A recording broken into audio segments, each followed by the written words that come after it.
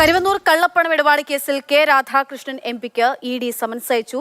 കൊച്ചി ഓഫീസിൽ ഹാജരാകാൻ ആവശ്യപ്പെട്ടാണ് സമൻസ് അയച്ചിരിക്കുന്നത്. ബിനിൽ കൊച്ചിയിൽ നിന്ന് വിവരങ്ങളുമായി ചേരുകയാണ്. ബിനിൽ, ഏതു സാഹചര്യത്തിലാണ് എംപിക്ക് ഇപ്പോൾ സമൻസ്?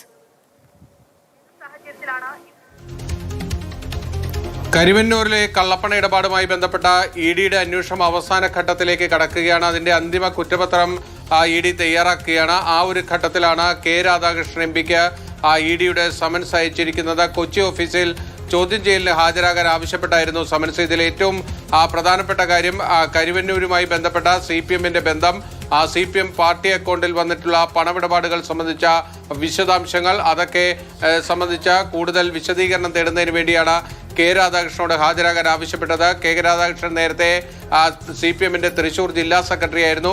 ആ കാലഘട്ടത്തിലെ കണക്കുകൾ സംബന്ധിച്ചിട്ടുള്ള വിവരങ്ങൾ തേടിയാണ് കെ രാധാകൃഷ്ണന് ഇഡി സമൻസ് അയച്ചിരുന്നത്. നേരത്തെ CPM ജില്ലാ സെക്രട്ടറി ആയിരുന്ന സെക്രട്ടറിയെ വിശദമായി തന്നെ ഇഡി ഇതുമായി ബന്ധപ്പെട്ട പലവട്ടം വിളിച്ച് ചോദ്യം ചെയ്തിരുന്നു.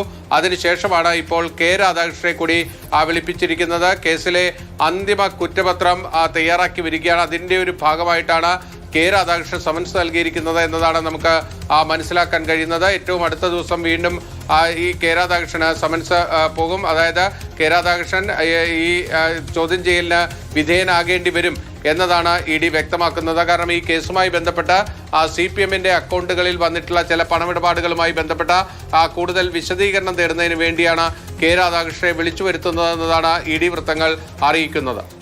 ഈ കേസുമായി ബന്ധപ്പെട്ട് പല CPM നേതാക്കളെയും ചോദ്യം ചെയ്യാൻ മുൻപും ഇഡി വിളിപ്പിച്ചിരുന്നു. ഇപ്പോൾ കേസ് ഈ അന്തിമഘട്ടത്തിലേക്ക് എത്തി നിൽക്കുമ്പോൾ എന്തുകൊണ്ട് ഈ വൈകിയ വേളയിൽ കെ രാധാകൃഷ്ണനിൽ നിന്ന് എന്താണ് ഇഡിക്ക് ഇനി ചോദിച്ചറിയാനുള്ളത്? എന്താണ് ഈ നീക്കം കൊണ്ട് എന്താണ് മനസ്സിലാക്കേണ്ടത്?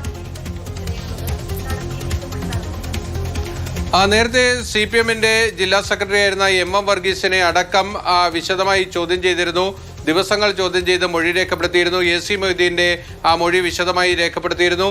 അതിനെല്ലാം ശേഷമാണ് ഈ അന്തിമ കുറ്റപത്രം തയ്യാറാക്കുമ്പോൾ കെ രാധാകൃഷ്ണനിൽ നിന്നുകൂടി ചില കാര്യങ്ങളിൽ വിശദീകരണം തേടേണ്ടതുണ്ട് എന്നതാണ് ഇഡി വ്യക്തമാക്കുന്നത്. അതിന്റെ ഭാഗമായിട്ടാണ് കെ രാധാകൃഷ്ണന് സമൻസ് നൽകിയിരിക്കുന്നത് എന്നതാണ് ഇഡി വ്യക്തമാക്കുന്നത്. ഇതിൽ ഏറ്റവും പ്രധാനപ്പെട്ട ഒരു കാര്യം എന്നത് കെ രാധാകൃഷ്ണൻ പാർട്ടി ജില്ലാ സെക്രട്ടറി ആയിരുന്ന കാലഘട്ടത്തിൽ നടന്നിട്ടുള്ള പണമിടപാടുകൾ സംബന്ധിച്ച വിശദീകരണം നൽകേണ്ടത് അദ്ദേഹം തന്നെയാണ്. അതുകൊണ്ടാണ് കെ രാധാകൃഷ്ണനെ വിളിച്ചു വരുത്തുന്നതെന്നതാണ് ഇപ്പോൾ ഇഡി വ്യക്തമാക്കുന്നത്.